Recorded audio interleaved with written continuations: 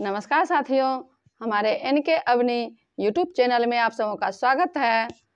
ना नाम बड़ा, ना काम बड़ा, ना कद बड़ा, जो मुसीबत में खड़ा हो वो सबसे बड़ा। उंगली उठाना बहुत ही आसान है, एक बार उनके पथ पर चलकर देखिए कितनी मुसीबतें आती है।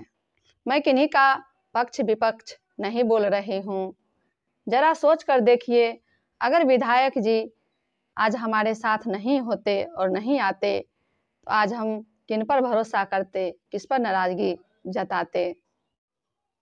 कोर्ट का दरवाजा हमेशा के लिए खुला है, जब चाहे जा सकते हैं, लेकिन उनसे जाकर पूछिए जो कोर्ट में जाकर परेशानियां झेलते हैं। इसीलिए जो जहां हैं वही रहिए, वहीं में भलाई है। जिस तरह हमारे संगठनों को तोड़ने के लिए षड्यंत्र रचा गया, वही हाल अभी मंत्रीगणों में भी हो रही है। मंत्रीगण भी उथल पुथल हो गए हैं। यूं ही स्थिर होती है सरकार, सबसे पहले हमारी आंगनबाड़ी की ही बात होगी और हम लोग सम्मानजनक मानदेय के साथ वापस आएंगे, खाली हाथ नहीं आएंगे। तो मैं उन्हें ये बताना चाहूँगी कि अगर नेताजी के हाथ में या विधायक जी के हाथ में रहती तो हम लोग कब वापस आ गए होते, इतना टाइम नहीं लगता। ये किन्हीं के हाथों में नहीं है। विधायक जी को भी जैसी आश्वासन वहाँ से मिलती है हम लोगों तक पहुँचाते हैं। अगर अपने मन से कुछ बोल देंगे तो वो और भूचाल सकती है। ये छोटी मोटी इशू नहीं है जो कुछ भी बोलकर टाल देंगे। कुछ अभिभावकों से जानकारी मिली है कि सेविकाओं की हार्ट अटैक हो रही है, अपनी मानसिक संतुलन खो रही है। हम जानते हैं, हम लोग बहुत पुअर फैमिली से हैं, हमारी परेशानी बढ़ गई है, लेकिन हमारी कुर्बानी व्यर्थ नहीं जाएगी। हम लोग कुछ लेकर आएंगे। देर है अंधेर नहीं है। जितने भी जंग जीती गई है, जितनी भी लड़ाई जीती गई है, सबों में कुछ ना कुछ कुर्बानियाँ जरूर देना पड़ा। आज हमारी भी आंगनबाड़ी की ये संघर्ष कुछ कुर्बानी ले रही है और हम लोगों की बहुत ही जल्द अच्छी खुशखबरी मिलने वाली है। इसीलिए आप लोग सिर्फ साथ दें, जो हमारे लिए आगे लड़ रहे हैं उन्हें सपोर्ट करें, सहयोग करें। हम सबों की कुर्बानी में पूरे बिहार की भविष्य जुड़ी हुई है।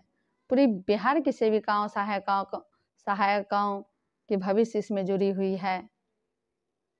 कुछ अगर हम लोगों की कुर्बानी से मिलती है तो इससे बढ़कर पुण्य क्या काम कुछ नहीं होगी। कहानी के माध्यम से आप लोगों को समझाने का प्रयास कर रहे हैं। एक मूर्ति की ज़रूरत थी। पुजारी ने मूर्तिकार के पास आया और मूर्तिकार को बोला कि हमें एक अच्छी मूर्ति चाहिए। मूर्तिकार ने स्वीकार किया और उन्होंने मूर्ति बनाने के लिए पहाड़ों पे जाकर 2 पत्थर उठाकर लाया। पहली पत्थर पे अपनी छेनी हथौड़ी से वार करना शुरू किया। पत्थर से चीखें निकलने लगी और पत्थर ने कहा कि हमें मत पीटो, हमें मत मारो, हमें बहुत दर्द होती है, हम ये दर्द नहीं सहन कर सकते हैं। मूर्तिकार को दया आ गई, उन्होंने उस पत्थर को बगल में रख दिया। दूसरी पत्थर को उठाकर उस पर फिर छेनी हथौड़ी से वार करने लगा। उस पत्थर से कोई आवाज़ नहीं आई। मूर्तिकार ने पूछा, क्या तुम्हें चोट नहीं लग रही है? पत्थर ने जवाब दिया कि मैं अगर वर्तमान की चोट को सहन कर लूँ, मुझे भविष्य में कभी चोट नहीं खाना पड़ेगा। मुझे पीटो, मैं कुछ नहीं बोलूँगा, मैं दर्द सह लूँगा।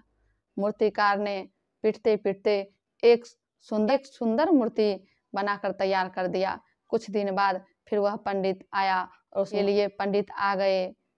मूर्ति के बगल में बेकार पत्थर को देखकर पंडित ने मूर्तिकार से कहा कि इस पत्थर को मैं इस मूर्ति के साथ ले जा सकता हूँ?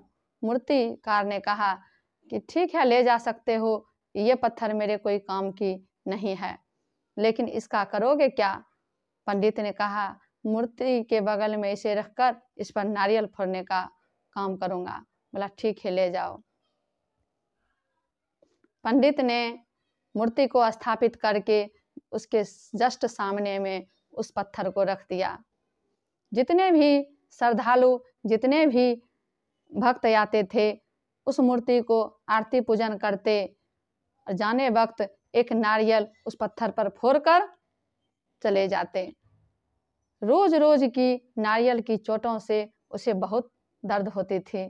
एक दिन पत्थर ने बोला मूर्ति, हाय रे मेरी किस्मत, दोनों एक ही जाति का है, लेकिन तुझ पर फूल माला चढ़ाया जाता है और मुझ पर रोज रोज नारियल फोड़कर चोट पहुंचाया जाता है। मूर्ति ने जवाब दिया कि उस दिन अगर तुम चोट बर्दाश्त कर लिए होते तो आज ये दिन देखने को नहीं मिलती और शायद मेरी जगह तुम होते। इसीलिए वर्तमान को, दुख को सहना चाहिए। कुछ ऐसा कष्ट होता है जो भविष्य में हमारी सारी दुखों को हरने के लिए वो दुख आती है, इसीलिए उस दुखों को बर्दाश्त करना चाहिए। अगर इस कहानी से कुछ अच्छी सीख मिली हो और आप लोगों को पसंद आई हो तो मेरे चैनल को लाइक और सब्सक्राइब जरूर कर दीजिएगा।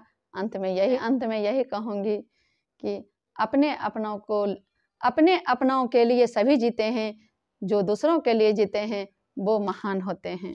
धन्यवाद।